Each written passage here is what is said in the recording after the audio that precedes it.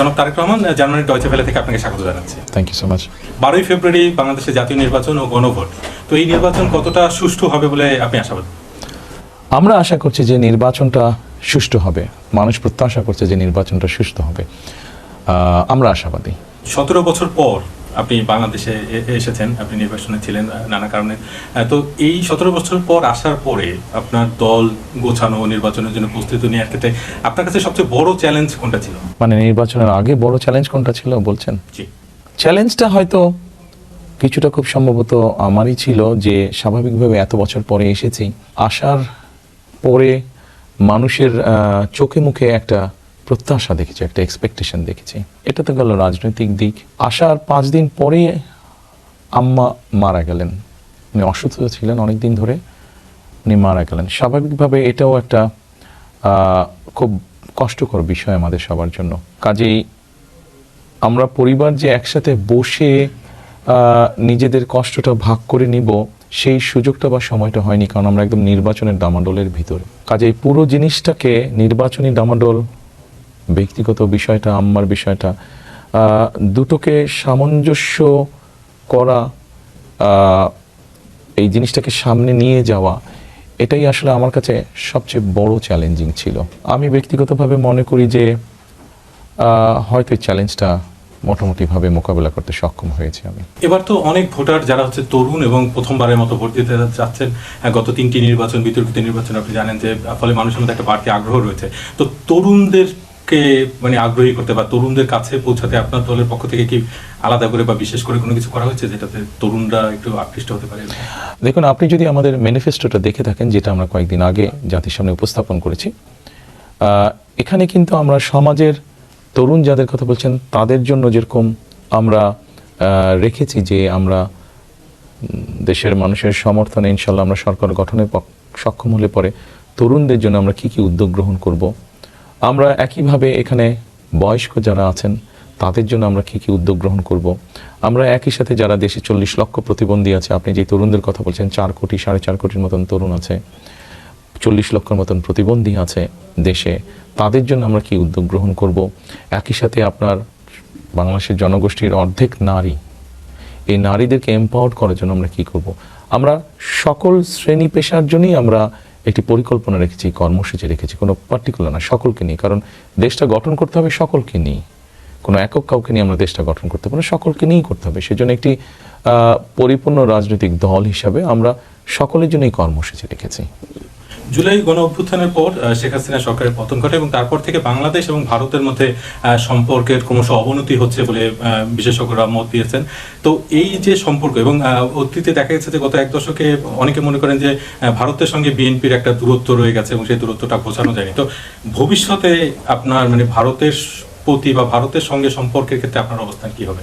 দেখুন, আপনি যেটা বললেন যে দেখা গিয়েছে যে বিএনপির সাথে তাদের একটা দূরত্ব আছে, অবশ্যই আমরা যদি দেখি যে এমন কোনো চুক্তি হচ্ছে যেটা বাংলাদেশের মানুষের স্বার্থের পরিপন্থী, বাংলাদেশের স্বার্থের পরিপন্থী, বাংলাদেশের মানুষের স্বার্থের সাথে সেটা যাচ্ছে না, দেশের স্বার্থের সাথে যে যাচ্ছে, সেটা যে কোনো দেশের সাথেই হোক না কেন, তাদের সাথে তো স্বাভাবিকভাবে দূরত্ব হবে। কারণ আমি তো প্রতিনিধিত্ব করি আমার দেশের মানুষকে, আমার দেশকে প্রতিনিধিত্ব করি। কাজেই যে কোনো 2 দেশের মধ্যে যদি কোনো চুক্তি হয় যেটা আমার দেশের স্বার্থের সাথে যাবে না, সেক্ষেত্রে যে কারোর সাথেই আমাদের এরকম হতে পারে দূরত্ব। কাজে আমাদের কাছে সবচেয়ে প্রায়োরিটি হচ্ছে আমাদের দেশের এবং দেশের মানুষের স্বার্থ যেখানে আছে, যেখানে স্বার্থটা আমার দেশের স্বার্থটা আমার কাছে প্রায়োরিটি, দেশের মানুষের স্বার্থটা প্রায়োরিটি। আমরা সেই দৃষ্টিকোণ থেকেই কারোর সাথে সম্পর্ক কেমন হবে সেটা নির্ভর করবে।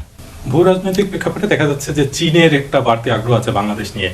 তো আপনার কি এরকম কোনো পদক্ষেপ আছে? চীনের জন্য কি আলাদা কোনো নীতি বা চীনের ক্ষেত্রে একরকম সম্পর্ক, ভারতের ক্ষেত্রে একরকম সম্পর্ক, এরকম কি কোনো ব্যাপার ঘটার কোনো সুযোগ আছে কিনা? আমি মাত্র মনে হয় বললাম যে অ্যাকচুয়ালি আমার কাছে প্রায়োরিটি হচ্ছে, আমাদের দলের কাছে প্রায়োরিটি হচ্ছে, দেখুন বর্তমান বিশ্বে যদি আমরা চিন্তা করি, আমাদের সাথে বিভিন্ন দেশের সম্পর্ক, আমরা একা বসবাস করতে পারবো না। নর্মালি বলা হয় গ্লোবাল ভিলেজ এখন পৃথিবীকে। কাজেই আমাদের দেশের মানুষ বিভিন্ন দেশের সাথে ব্যবসা বাণিজ্য করবে, আমাদের দেশের মানুষ বিভিন্ন দেশে যাবে চাকরি বাকরি বিভিন্ন কারণে। কাজেই সেজন্যই আমি বলেছি যে আমার দেশের স্বার্থ যেখানে বজায় থাকবে, দেশের মানুষের স্বার্থ যেখানে বজায় থাকবে, আমাদের সাথে তাদের সম্পর্ক ভালো হবে। যাদের সাথে আমাদের স্বার্থ বজায় থাকবে না, স্বার্থ ঠিক থাকবে না, দেশের মানুষের স্বার্থে প্রায়োরিটি পাবে না, স্বাভাবিকভাবে তাদের সাথে তার সম্পর্ক গভীর হওয়ার কোনো কারণ নেই। একটি আন্তর্জাতিক সংবাদ মাধ্যমকে আপনি কয়েকদিন আগে বলেছেন যে বিএনপি কোনো রকম ঐক্য সরকার বা জাতীয় সরকার গঠনের পরিকল্পনা নেই জামায়াতের সঙ্গে, কিন্তু জামায়াত বলছে যে তারা যদি সুযোগ পায় তারা বিএনপির সঙ্গে এখনো তারা ঐক্যের সরকার করতে রাজি এবং তারা আমন্ত্রণ জানাবে আর কি। সেক্ষেত্রে কি আপনি সেই আমন্ত্রণ গ্রহণ করবেন এরকম কোনো ব্যাপার হবে? দেখুন, আলহামদুলিল্লাহ আমরা ভেরি কনফিডেন্ট যে ইনশাআল্লাহ বাংলাদেশের মানুষের রায় আমরা পাবো, আমরা সরকার গঠনে সক্ষম। এককভাবে আমরা ইনশাআল্লাহ সরকার গঠন করতে সক্ষম হব। সেক্ষেত্রে তো কাউকে অপোজিশনে থাকতে হবে, কারণ একটা ব্যালেন্স রাষ্ট্র যদি হতে হয়, ব্যালেন্স সরকার যদি হতে হয়, তাতে সেক্ষেত্রে অপোজিশনে থাকতে হবে কাউকে। সবাই সরকারে চলে আসলে কেমন করে দেশ চলবে? আরেকটি বিষয় একটু জানতে চাচ্ছি যে বাংলাদেশে প্রায় 13 কোটি ভোটার এবং তার অর্ধেকের মতোই নারী, কিন্তু আমরা দেখতে পাচ্ছি যে রাজনৈতিক দলগুলো যে প্রার্থী মনোনয়ন দিয়েছেন তার মধ্যে নারীর সংখ্যা খুবই কম। আপনি বিষয়টা কিভাবে দেখছেন যে নারীর এই যে অংশগ্রহণের যেটা একটা খুবই কম, এর ফলে তাদের ক্ষমতায়নের পথে কোনো বাধা তৈরি হচ্ছে কিনা? দেখুন, বিষয়টাকে আমি অন্যভাবে দেখি। আপনি যদি সত্যি বিষয়টাকে মেইন করেন যে নারীকে ক্ষমতায়ন করতে হবে, তাহলে দেখুন একটু পিছন থেকে শুরু করতে হবে। সেটা হচ্ছে যে দেখুন, বেগম খালেদা জিয়া যখন এর আগে দেশ পরিচালনার দায়িত্বে ছিলেন, তখন উনি একটি পরিকল্পনা বাস্তবায়ন করেছিলেন, এবং সেটা হচ্ছে মেয়েদের শিক্ষা ব্যবস্থা ক্লাস 1 থেকে 12 পর্যন্ত উনি ফ্রি করে দিয়েছিলেন। এটি হচ্ছে নারী সমাজকে এম্পাওয়ার করার প্রথম একটি পদক্ষেপ। অর্থাৎ আপনি একজনের শিক্ষার সুযোগ আপনি তৈরি করলেন। আমরা যেটা সিদ্ধান্ত গ্রহণ করেছি, ইনশাল্লাহ সামনে আমরা 12 তারিখে আমরা সরকার গঠন করে সক্ষম হলে নারীদের এই শিক্ষার সুযোগটা আরও হায়ার ক্লাস পর্যন্ত আমরা নিয়ে যাব। এটা হলো 1 নম্বর। দ্বিতীয়ত হচ্ছে, আপনি নিশ্চয়ই শুনেছেন বা জানেন আপনি যে আমরা দেশের প্রত্যেক হাউস ওয়াইফের জন্য আমরা, বিশেষ করে এটা প্রথমে আমরা শুরু করবো প্রান্তিক জনগোষ্ঠী থেকে যারা মোর ডিজার্ভ করে ব্যাপারটা, আমরা একটি ফ্যামিলি কার্ড দিতে চাই। এই ফ্যামিলি কার্ডটার মাধ্যমে আমরা তাকে একটি রাষ্ট্র বা সরকার থেকে একটা সহযোগিতা দিব তাকে। আমরা এই ফ্যামিলি কার্ডটা যখন পাবে, সে মানসিকভাবে সে এম্পাওয়ার্ড ফিল হবে, এবং সহযোগিতা যখন কন্টিনিউ করবে, আস্তে আস্তে কিন্তু অর্থনৈতিকভাবে সে স্বাবলম্বী হবে। একদিকে আমরা চেষ্টা করছি নারীদেরকে শিক্ষার আলোয় আলোকিত করতে, একই সাথে আমরা তাদেরকে অর্থনৈতিকভাবে স্বাবলম্বী করে তুলছি। বিষয়টা হচ্ছে এরকম, আমরা শুধু কথার কথা বলে আমরা হয়তো কিছু নমিনেশন বা কিছু ইম্পর্টেন্ট জায়গায় কিছু নারীকে আমরা দিয়ে দিলাম। বাংলাদেশের জনসংখ্যার অর্ধেক নারী, কাজেই আপনি যদি সত্যিকার অর্থে এটাকে মেইন করেন, নারীদের এম্পাওয়ার্ড মেইন করেন, তাহলে বিষয়টাকে এভাবে নিয়ে আসতে হবে, তাদেরকে শিক্ষা এবং অর্থনৈতিকভাবে স্বাবলম্বী করতে হবে, সো দ্যাট সে তাকে নিজেই যোগ্যভাবে যে গড়ে তুলতে পারবে, সেই সুযোগটা আপনি তৈরি করে দিতে পারছেন। তাহলে কিন্তু কেউ যদি শুধুমাত্র রাজনীতি করার অর্থে এই কথাটা বলে থাকে, তাহলে তারা হয়তো কিছু সংখ্যক নারীকে কিছু নমিনেশন বা কিছু ইম্পর্টেন্ট জায়গায় তাদেরকে অ্যাপয়েন্ট করবে, কিন্তু আমাদের লক্ষ্য উদ্দেশ্য সেটা না। আমরা যেহেতু সত্যিকারভাবে চাইছি, সেই জন্যই আমরা চাইছি শিক্ষার পাশাপাশি নারীকে অর্থনৈতিকভাবে স্বাবলম্বী করে তুলতে। তাহলে সে তার নিজ যোগ্যতাতেই, আপনি যদি নির্বাচনের কথা বলে থাকেন, সেটি যে কোনো পর্যায়ে নির্বাচন, লোকাল পর্যায়ে হোক, জাতীয় পর্যায়ে নির্বাচন হোক, সে তার নিজ যোগ্যতা বলে সেই নমিনেশন সে আদায় করেই নিতে সক্ষম হবে। আপনি যদি বিভিন্ন গুরুত্বপূর্ণ সরকারি জায়গায় নিয়োগদান বলেন, সে তার নিজ যোগ্যতাতেই সেটা অর্জন করে নিতে পারবে। বিষয়টিকে আমরা লং টার্মে নিয়ে যেতে চাচ্ছি, ধীরে ধীরে একটি স্থায়ীভাবে জিনিসটাকে গড়ে তুলতে চাচ্ছি আমরা। আমরা যখন কথা বলি নারী ভোটারদের সঙ্গে, তাদের কারোর মধ্যে এক ধরনের ভয় বা উৎকণ্ঠাও কাজ করছে যে 12 তারিখের পরে কি হবে, তারা কতটা নিরাপদ থাকতে পারবেন, বা তাদের উপরে কোনো ধরনের বিধিনিষেধ আরোপ হবে কিনা। তাদের উদ্দেশ্যে আপনার কি কোনো বার্তা আছে? আপনি যে বিষয়গুলো বললেন, এটি অবশ্যই আমাদের পক্ষ থেকে নয়, এটি বাংলাদেশে কিছু কিছু অন্য রাজনৈতিক দল আছে যাদের বিভিন্ন কথাবার্তা বা বিভিন্ন তাদের সোশ্যাল মিডিয়াতে তাদের বিভিন্ন স্টেটমেন্টের মাধ্যমে এই ধারণাগুলো জন্মিয়েছে মানুষের মাঝে বা নারীদের মাঝে। আমরা সবসময় বলেছি, একটু আগে আপনি আমাকে যেটা জিজ্ঞেস করলেন, আমরা সবসময় নারীদের এম্পাওয়ারমেন্টের জন্য কথা বলেছি। কারণ আমরা যেই পরিকল্পনায় নেই না কেন, যখন দেশের অর্ধেক জনগোষ্ঠী নারী হয়ে থাকেন, তাদেরকে তো আলাদা রেখে আমরা দেশকে সামনে নিতে পারবো না, আমাদেরকে সকলকে নিয়ে নিতে হবে। সেই জন্যই আমরা তাদের শিক্ষার আরও এমন ব্যবস্থা করতে চাইছি যাতে তারা আরও উচ্চশিক্ষা লাভ করতে পারে সহজে। আমরা এমন ব্যবস্থা করতে চাইছি যাতে তারা অর্থনৈতিকভাবে স্বাবলম্বী হতে পারে। অর্থাৎ তাদের কনফিডেন্সটা আমরা আরও স্ট্রং করতে চাইছি, তাদের আত্মবিশ্বাসটা আমরা আরও দৃঢ় করতে চাইছি। এবং সেজন্যই শুধু তাই নয়, আমরা এর মধ্যে বলেছি যে আমরা দেশে সরকার গঠন করতে সক্ষম হলে আমরা দেশে এমন শিল্পও নিয়ে আসতে চাইছি যেখানে নারীরাদের কর্মসংস্থানে বেশি হবে। সে সকল কর্মস্থানে নারীরা যাতে স্বাচ্ছন্দ্যে কাজ করতে পারেন সেই জন্য ডে কেয়ার সেন্টার সহ অন্যান্য বিষয়গুলো আমরা নিশ্চিত করার চেষ্টা করব আমাদের পরিকল্পনার মধ্যে। আমরা এটাও বলেছি যে নারীরা যাতে নিরাপদে যাতায়াত করতে পারেন, ঢাকা শহর সহ বড় শহরগুলোতে আমরা নারীদের জন্য ইলেকট্রিক বাস ইন্ট্রোডিউস করবো, যেটা শুধু নারীরাই ব্যবহার করবেন এবং সেই বাস পরিচালনাও করবেন নারীরা।